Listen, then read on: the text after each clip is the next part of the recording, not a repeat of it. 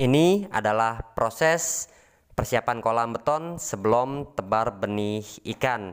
Oke teman-teman, tonton terus, simak terus video ini sampai selesai dan selamat menyaksikan.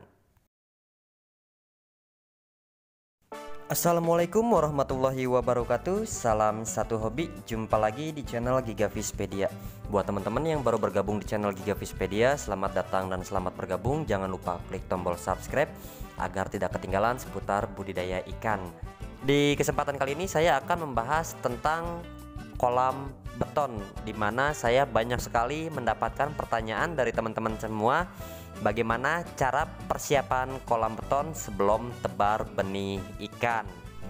Dan alhamdulillah pada kesempatan kali ini saya akan menjawab pertanyaan dari teman-teman semua, bagaimana cara persiapan kolam beton yang baru saja dibuat. Dan kemudian ini adalah kolam beton yang mana baru saja dibuat sekitar 1 minggu yang lalu ya teman-teman. Oke teman-teman, kita akan langsung saja memulai cara persiapan kolam beton sebelum tebar benih ikan.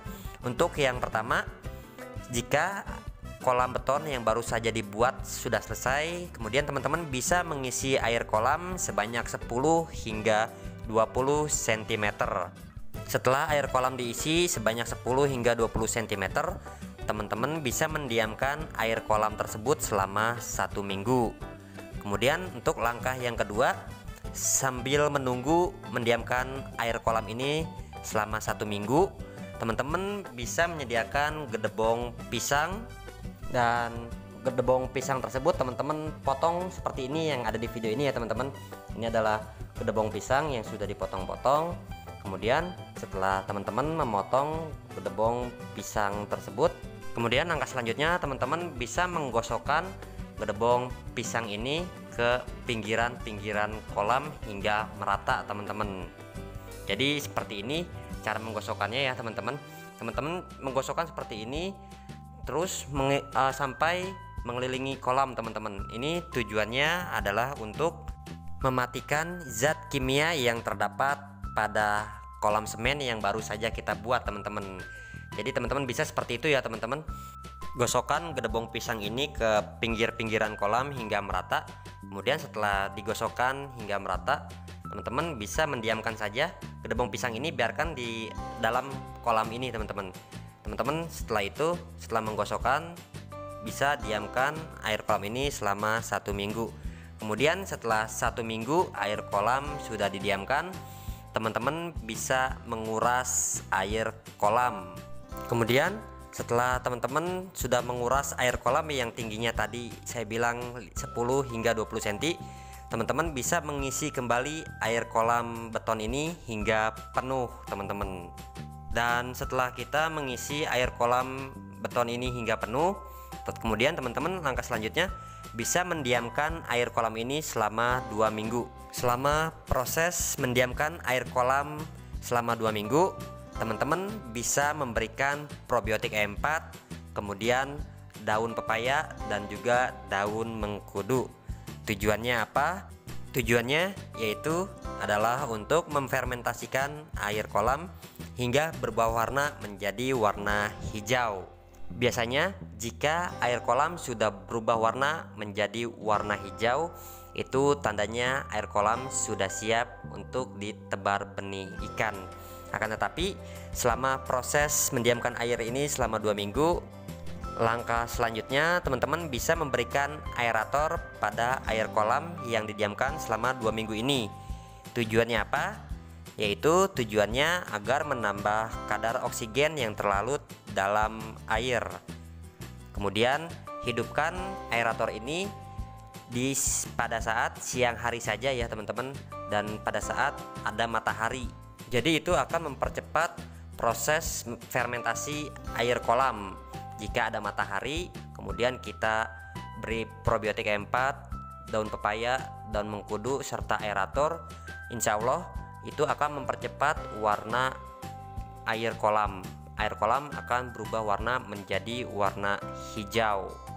Kemudian setelah 2 minggu air kolam sudah diisi penuh dan juga sudah didiamkan, teman-teman untuk memastikan air kolam itu sudah layak dipakai untuk budidaya ikan, teman-teman bisa membeli ikan emas satu saja.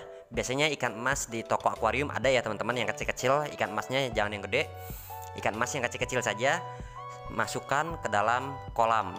Biasanya ikan emas itu akan sensitif sekali terhadap air kolam teman-teman. Jadi jika ikan emasnya terlihat mangap-mangap, kemudian sehari kemudian ikan emasnya mati, berarti air kolam tersebut belum layak untuk dikasih ataupun ditebar benih ikan. Akan tetapi jika ikan emas tersebut masih hidup, terus hidup ya, tidak mati maksudnya, berarti kolam tersebut sudah layak untuk ditaburi benih ikan.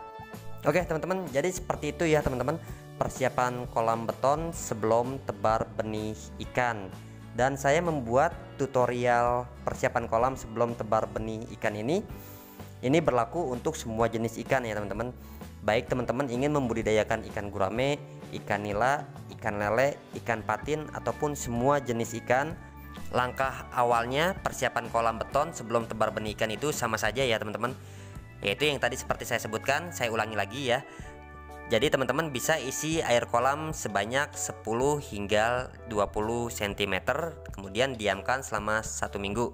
Selama mendiamkan air kolam 1 minggu lamanya, teman-teman bisa menggosokkan gedebong pisang tersebut ke pinggir-pinggiran kolam hingga merata.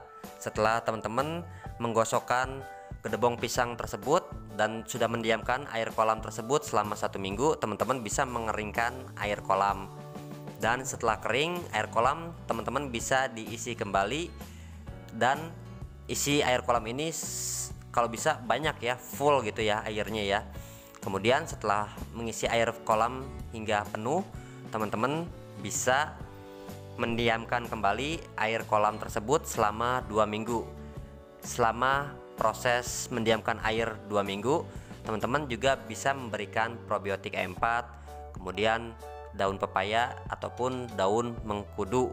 Itu adalah proses fermentasi air kolam agar air kolam berubah warna menjadi hijau. Selain itu, setelah 2 minggu air kolam sudah didiamkan, kemudian teman-teman bisa memberikan aerator pada air kolam. Tujuannya yaitu untuk menambah kadar oksigen yang terlarut dalam air. Setelah itu teman-teman barulah bisa memasukkan benih ikan yang tentunya sesuai dengan keinginan teman-teman semua.